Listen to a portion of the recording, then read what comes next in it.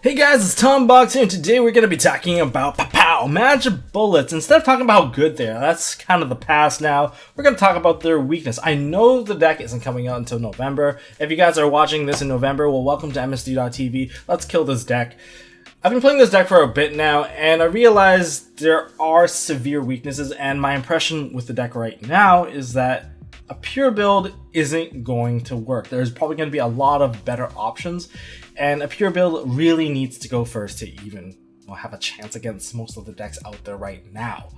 So that being said, they do have a very good toolbox. They have really good utility, and if you manage to get your setup with Doctor and Casper on the field, you're pretty much good to go. You can handle almost all the boards, and you have infinite bullets. You're playing with the Konami code. You go like up, down, Casper, Doctor, bam, I have infinite bullets, and you get all your utility. And the utility of the toolbox basically cover all ground, maybe except for like non-targeting field removal, but that aside, it's just a really good toolbox to have.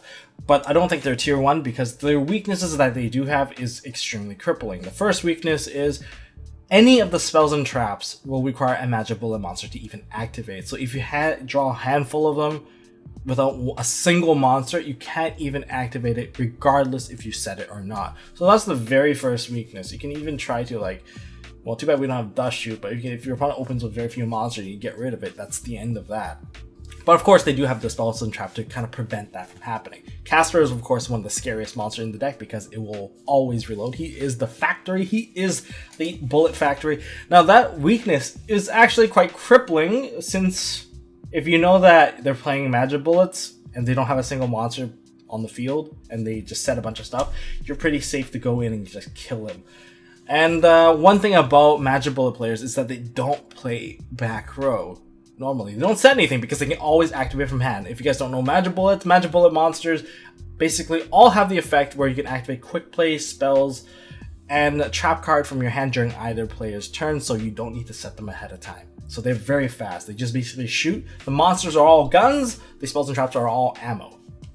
I guess that makes sense, right? But if that gun jams, they're really screwed.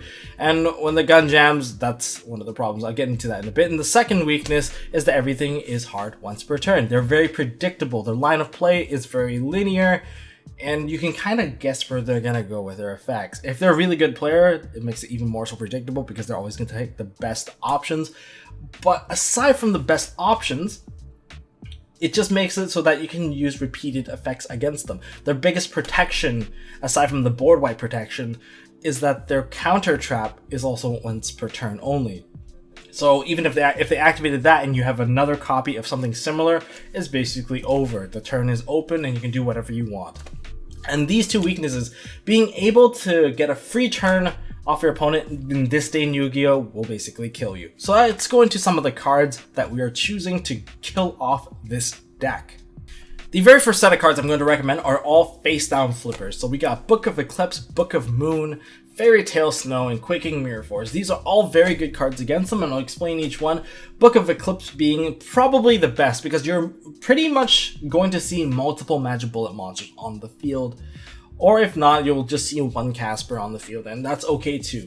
Now, when they have multiple, Magibullet monsters, they're basically the guns, and you gotta take these guns out of their hand, or at least jam them for a turn by putting them face down. Book of Eclipse can knock out multiple guns all at once, and that's the best part, because, as I've said before, most Magibullet players don't really play any back row. They kind of leave it on their hand because they don't want to lose their resources to Twin Twisters, they don't want to lose it to Cosmic Cyclone, so they just don't put it on the field. And the moment you book them all down, well, they're pretty much screwed, which gives you open reign on your main phase 1.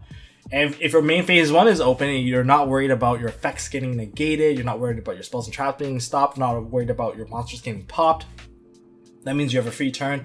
Basically, now you're the turn player with the advantage to take out the monsters on board, and your opponent now has to reset up. So Book of Eclipse is obviously very good. You can usually prevent them from even getting the draw, because you can probably remove those monsters depending on what your deck is. Book of Moon is a very similar card. You can just flip them face down, and then if they only have one monster, well, you're good to go. You don't have to worry about a lot of stuff in their hand. Okay, that being said, they do have counter traps like the Dead Man's Burst. If they do have Dead Man's Burst, if you have a second copy of the exact same thing, they're still pretty screwed because no, their stuff is always once per turn. So, you know, doubling up on something now doesn't seem so bad. Same with Fairy Tail Snow. Fairy Tail Snow is a monster, so you can kind of summon in the exact same line as their monster. You don't have to worry about them kind of triggering an effect. But again, like, if they have Cross Dominator, they have Cross Dominator. You can't really kind of prevent that. That's just something that they could have to counter you. But if they don't have it, you take the monster phase down, you're still good to go. And I'm talking about like whether you're going first or second. If you're going first against a Magibullet player, Book of Moon and Book of Eclipse are really, really good options. Because note that most pure builds of Magibullets, people run Tides of the Brethren. It's a given card. You can set up your Doctor and you can set up the Casper all at the same turn, and even probably get out the Kid out, which gives them the Draw Engine. But the moment they activate Tides and target their level 3, and they usually activate in the same column anyway, so that they can probably get some other trigger effect to go off. You just book that baby and, you know, jam that gun. They don't know what that gun is. They lose the Tides of the Brethren because Tides needs to see the monster's attribute, level, etc., and then summon 2 monsters out. So if there's no stats, they can't summon it out. So that's actually quite simple. So you basically jam it out. They don't get the monsters. They lose the Tides of the Brethren. And also, face down monsters cannot trigger their effects. So they just don't get anything at all. So that's one way of actually stopping them. Quaking Mirror Force. Why am I suggesting Quaking Mirror Force? Well, if they have the counter trap of Dead Man's Burst, well, tough luck. But if they don't have it, well, same deal here. It's just that the deck is very much like Zodiac. It doesn't have a spell trap remover in the same archetype, so they can't just like search an MST, pop your back row. They have the Dead Man's Burst to search, but then if they don't have Dead Man's Burst and you flip Quaking Mirror Force on them, you're not destroying them, so they can't use Devil's Deal, so everything gets phased down and they just don't get to activate anymore.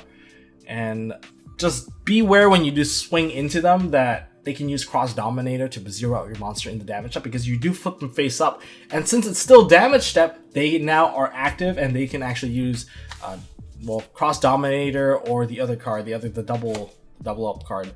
Forgot what was his name. No one really uses it. I guess they run one copy. But yeah, that's the idea anyways of why you should always flip them face down, because it basically gives you a free turn in your main phase 1, and usually if you get a free turn, you're good to go.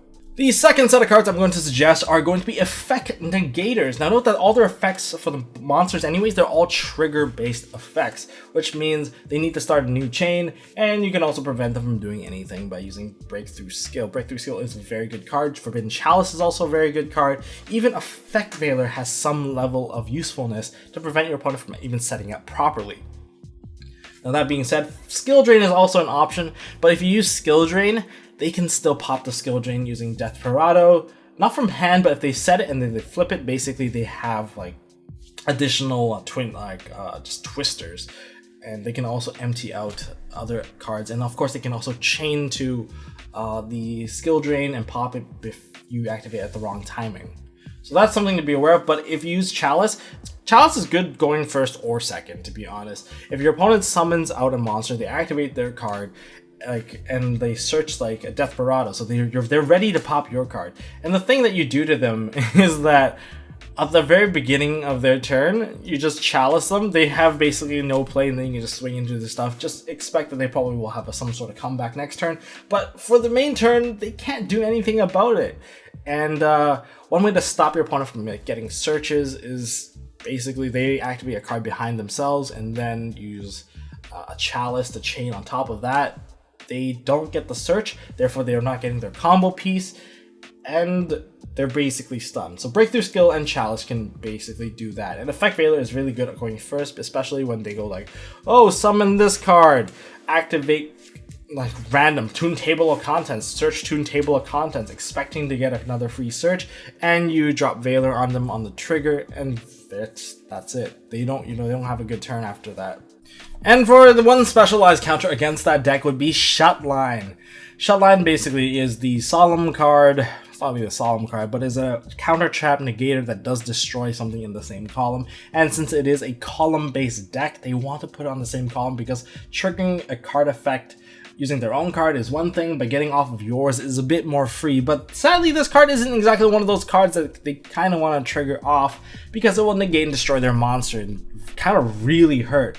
And maybe you can even negate and destroy one of your opponent's spells and traps. But that's actually not ideal, because if you destroy the spell and trap, your trap card would have actually successfully resolved and activated in the same column as one of your opponent's monsters. Therefore, they get a search or summon or whatever.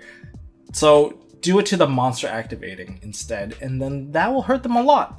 But these are my suggestions so far.